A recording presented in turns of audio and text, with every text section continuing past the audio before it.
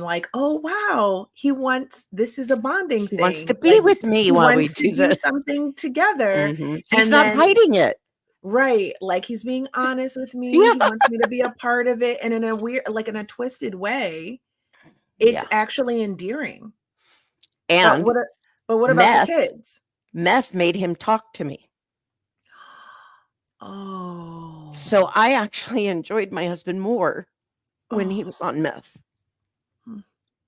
So I felt like I had the man that I dated back when he was doing meth, because he would communicate with me. And so my kids, I only had one child when we first started, or at least when I first started.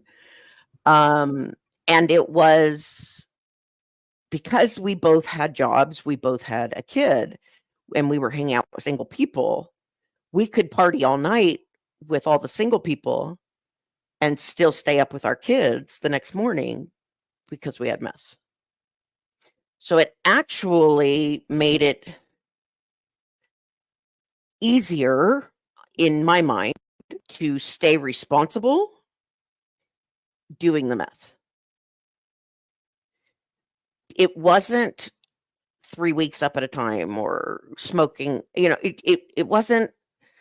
You were functional. Yes, I was using it to be functional, honestly, in a really twisted way. But so that's how it started. It didn't end up that way. And I didn't use or drink while I was pregnant with my son or my daughter, which, thank God, that was something that I chose, because that's important to me. But it's not always the case when you're addicted to things. Sometimes that's difficult. I think what really cracked me wide open with it was, I had a series of really difficult jobs, very high stress. I didn't know how to speak up for myself. I was working a lot of overtime. Also, my husband worked out of town a lot. So I was dealing with the 2 kids. So, like, at one point, I had a half an hour, 40-minute commute, and I would have to get a job by 6:30 in the morning in order to be off work by 3:30 in the afternoon to pick up my kids. So meth a little bit every morning got me to work. With my kids having their lunch and their clothes, and because I had enough energy to handle it. What I didn't realize is that really my problem was controlling. I wanted to control everything so I felt safe, so that I could make my own decisions, and so that people wouldn't be mad at me. That's the other thing. I was terrified of people being mad at me. That I had that really bad. I still have it a little bit, but I'm really working on it and getting a lot stronger in that area. So the meth allowed me to do as much as I did in those years, in my 20s, 30s, and 40s. But at 37, no, I was 38. In 2010, I was 38, and I had a huge mental breakdown. I had a job that was stressful. My husband and I had moved from Murrieta, which is Southern California, to Bakersfield, which is Central California, because he was supposedly getting a job where he could come home every night. That was the agreement. And then he didn't come home every night. So I was stressed on all levels, and my brain snapped, and I had a late onset of schizoaffective disorder, which is schizophrenia with a mood disorder, and bipolar. I didn't do any meth or drink for almost a year because I was checked out. I was like a little girl again. It was a very long road of recovery. And then as soon as I felt like an adult again, I had the same problems because I hadn't really healed. I had the problems of my husband wants to go out and have a good time. I want to be able to do that. I also want to be there for my kids. And everything that he wanted, I made a priority. So I went right back in. And then on my 40th birthday, he requested a 6-month separation. And I was like, "I'm sorry, what?" That's a divorce in my mind. Like, I think you're crazy, and I will consider it if we both do counseling once a week to work on our own shit. Excuse my language. I don't know if you can cuss on these things. And then once a month, we come together as a couple and have couples counseling. That on those terms, I'll do it. And he said, no counseling. And I said, well, that's a divorce. And we split up after 20 plus years of marriage. And we had been married 22 years by the time we divorced. So that divorce sent me into a really self-destructive, I was trying really hard to keep my head above water, but it was very difficult because I didn't understand the pain that I had for so many years and didn't work through it. So that brought on the alcoholism and everything so much more. And I've had to finally move out of the house that we owned together in 2019. I did in spring, and I was moving into a friend's house and renting a room who I knew she would not approve of drugs. So I refused to bring drugs into her home because I just didn't want to disrespect her. And that amped up my drinking to where my drinking was so out of control. I couldn't even have alcohol in front of me and not drink it.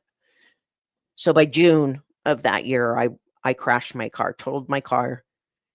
By the grace of God, I didn't hurt myself or anyone else. And then I started my recovery journey on June 20th.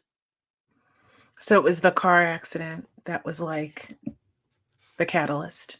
Yeah, I'm sure it was only like, 10 seconds between when I hit the first wrought iron fence panel and when I landed in a marsh. But literally, I had like a 45-minute conversation with myself during that period.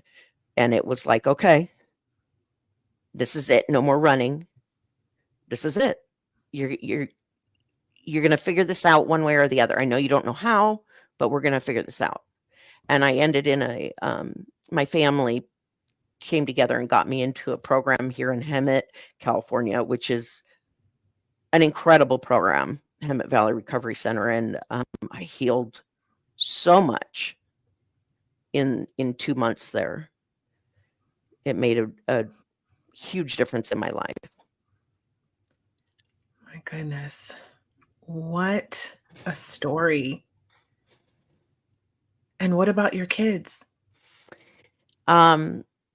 For a short while after my husband and I separated, my daughter was very distant. She's the oldest, and she had my ex-husband actually ended up living with her and her boyfriend because she was an adult at this point. And I think because of the complication of that, my daughter's a no BS kind of person. And she was like, I can't deal with both of you kind of thing, And I was much more outwardly a mess than my ex-husband because my ex-husband always stayed calm and cool and collected.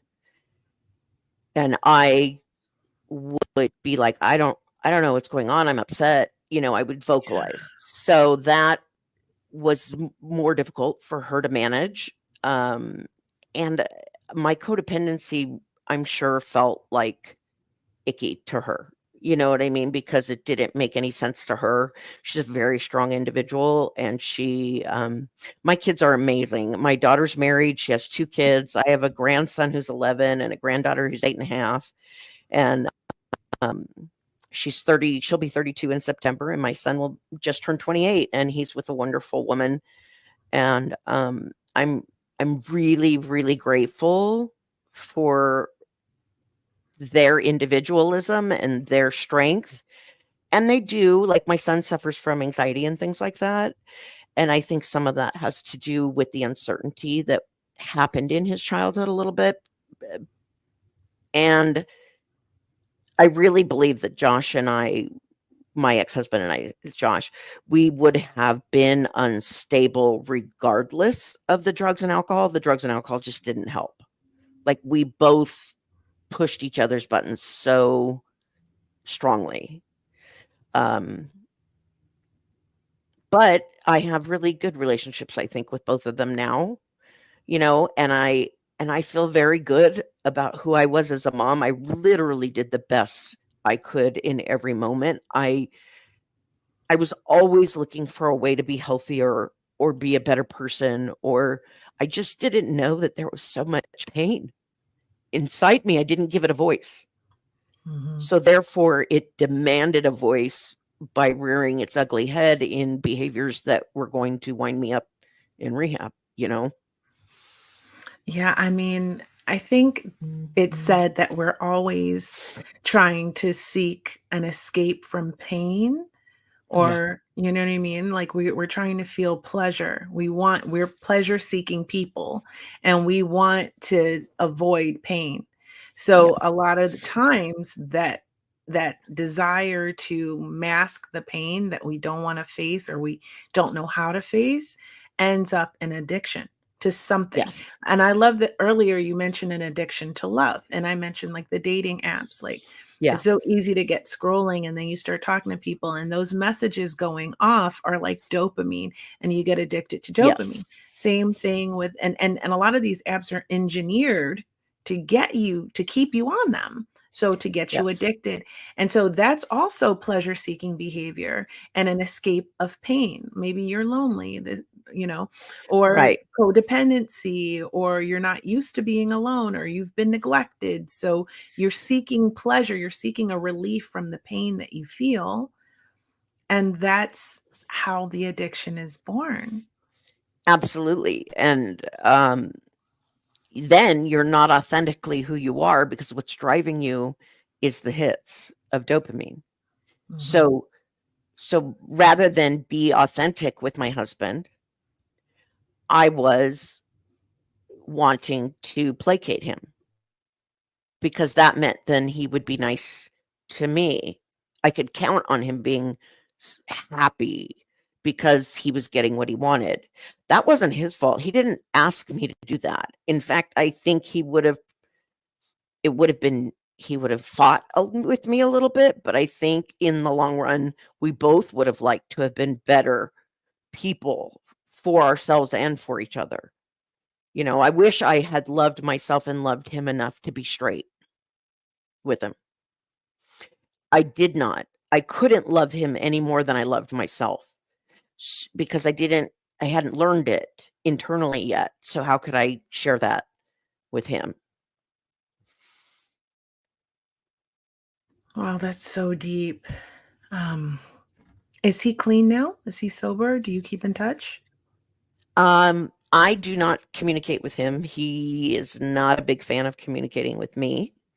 Mm. Um, I hear through my kids a little bit. He does drink, I believe. I'm pretty sure he's not doing drugs. He had congestive heart failure and almost died Mm. in 2015. And then in, was it 2020? He had COVID really bad and ended up in the hospital. So there have been some health things that are pushing that are, his catalyst to try and find a better way to be and that sort of thing. From what I can tell, he's working towards all of that and trying to be the best person he can be too. So we just didn't do that very well with each other. Part of the reason is probably because we got married young,